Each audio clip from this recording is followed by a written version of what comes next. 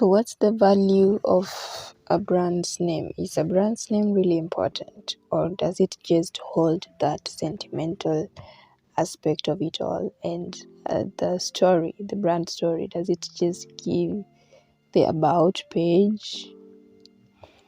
So hi, and this is the last episode of the Human Algorithm of Things.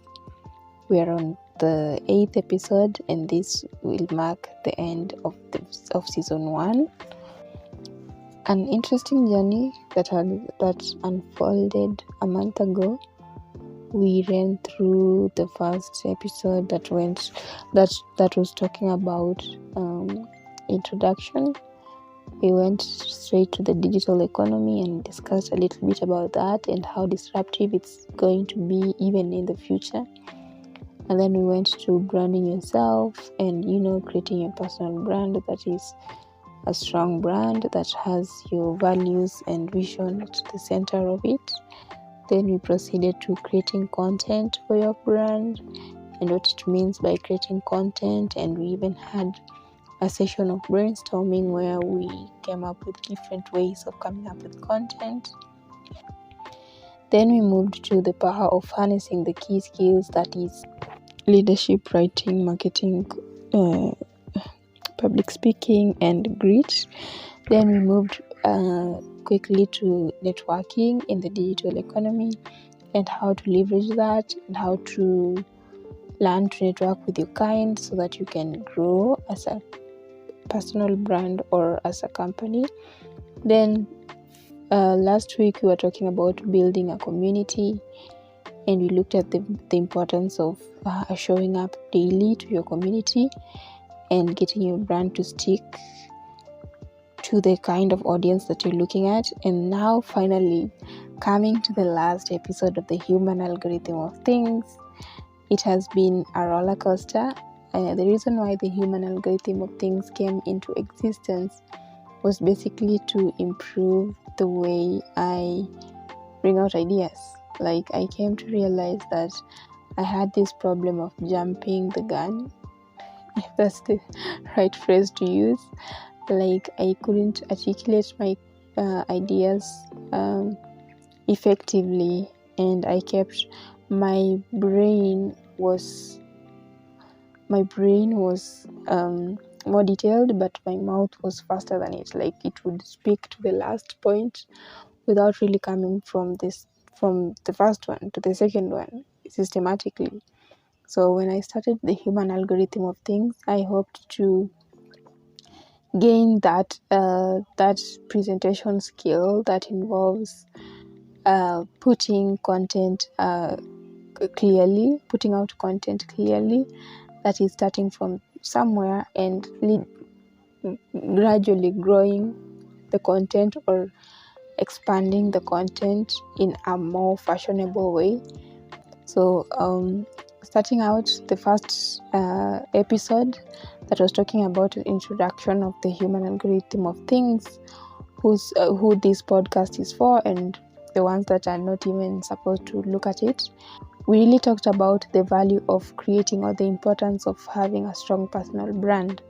So that was the basis of the first episode, and we said that this basically is just for people like me who are looking forward to having something solid, something concrete. And moving up to this episode, it has not been easy. It has been a learning experience, getting down to do content, to prepare for content, to research, and to actually share the content. It has been a learning process. And along the way, I have received so much, I have gained so much, and I have also lost so much. So even as we go now to this final episode, I think there's so much to learn from this first season that will help to build on the second one. The dates of the second one is still not yet out, but it's coming bigger and better, and probably it will be inclusive of videos. I don't know, so you can see. So today we're talking about design and leveraging design to build a strong brand. And this is a great way to end it, because this is so if you're hearing noises, I just relocated, and so I'm moving. I keep moving from one place to another because of the nature of the things that I do. So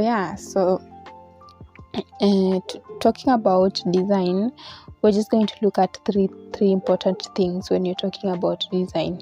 We're going to look at the surface level of design, then we're going to look at the voice of your brand, and finally we're going to look at your promise or your value proposition. That is it. So when you're looking at design, it's very easy to assume that design is just about logo, how your post look like, font type, colors, and such things. While these things are very important, it's also good to consider that these forms actually the surface level of design. Like design, you consider that there is this aspect of coming up with the right colors that actually depict the kind of brand that you want to come up with. Because at the end of the day, the surface, in as much as they're just superficial and all that, and one would argue that the name of your brand does not necessarily have to be so sentimental, and it's just about what you give meaning. Like that could be the review for this week. So we had a chat with a friend, and we were just talking about, while I was coming up with DPR, I was really torn because I really wanted to have all these kinds of names, and took me quite a while to just settle on DPR.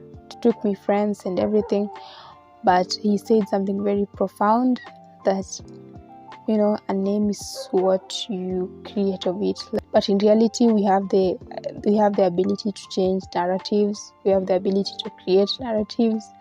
So when you talk about the surface level of surface level design, we're looking at your logo, your font type, and the colors, which are very important, because at the end of the day you want to be consistent, and you want people to know whenever they encounter something, or whenever they see green, white, red on an advertisement, they definitely assume it's Safaricom. So you want to maintain such things so that even when you're changing, it's something public and it's something that is going to be accepted by your community.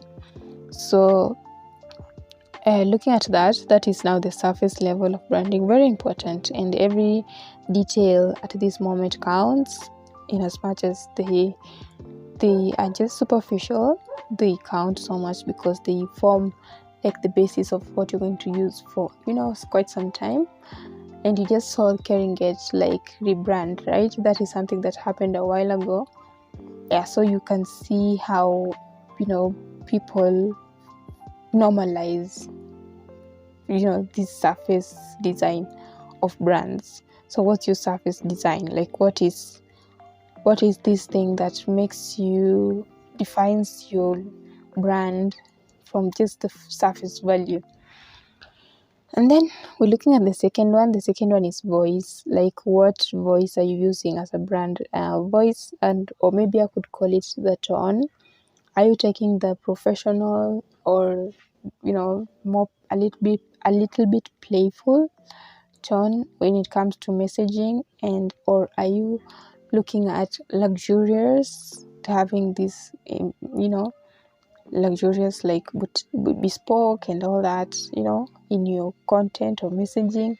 Or better yet, are you looking at your brand as corporate, like giving it that corporate feel, and just being a bit professional, and not just professional but official? Yes. So that is just about voice, like giving your brand a voice. Like let it have this characteristic that it's unique for your brand, and that is specific, that you're not going to start being playful, then along the way you realize you just want to be corporate. That really confuses people. Then voice also means what your brand stands for, like its values. And closely going to its values, like the CSR activities that you take up, or what you stand for as a brand in terms of the social or economic things going on in the environment that you're established. Or if it's an individual brand, you look at what really are you passionate about. It could be some people are passionate about health, others are passionate about science and workouts. It could be anything. And then finally we look at the promise. What does your brand promise for your customers or your clients? Or what do you promise as a single person to bring to people? Like, what will people know you for? So it could be that you offer excellent customer service. So that means whenever people come to your shop, they realize that they are asked what to drink. They're taken through like the menu, not just being given and letting the computer work, but you find that actual people talk to people. It could be the uniform that your people wear, or it could be the kind of outfits that they wear. It could be anything, but it basically talks about what the perception, basically how you position your brand in the minds of your consumer or your publics. So that is promise. And is it something that is consistent? Are they going to receive the first day they encounter your brand? Are they going to be warmly welcomed, only to find that the next time, because they are a repeat client, they have to do everything on their own? Because people normally remember these things and remember how they were treated when they walked into your office or when they interacted with your brand online. So it's something that you promise people, and people know and expect that it will be repeated. And that's how you position yourself. Like, you position yourself as a luxurious brand, so that next time when they're coming or they're interacting with your content, that is what they expect, and that is what is in their minds, and that is who they are, and that's who you're attracting. So you have to be consistent with the promise that you give people about your brand. So we have surface, voice, and promise. Very important when it comes to designing your brand. So as DPR is embarking on that, and we're really having this long break to just figure things out and to narrow down further, I hope you go through all the episodes and just pick out what works for you. And I hope that this content helps you in a way and gives you some aha moments, if I may say, to remember that whenever you creating content for your brand. So that's all we had for the Human Algorithm of Things season 1, 8 episodes down, and I hope to see you soon. Thank you so much for supporting this channel and supporting this podcast, and I'll see you soon.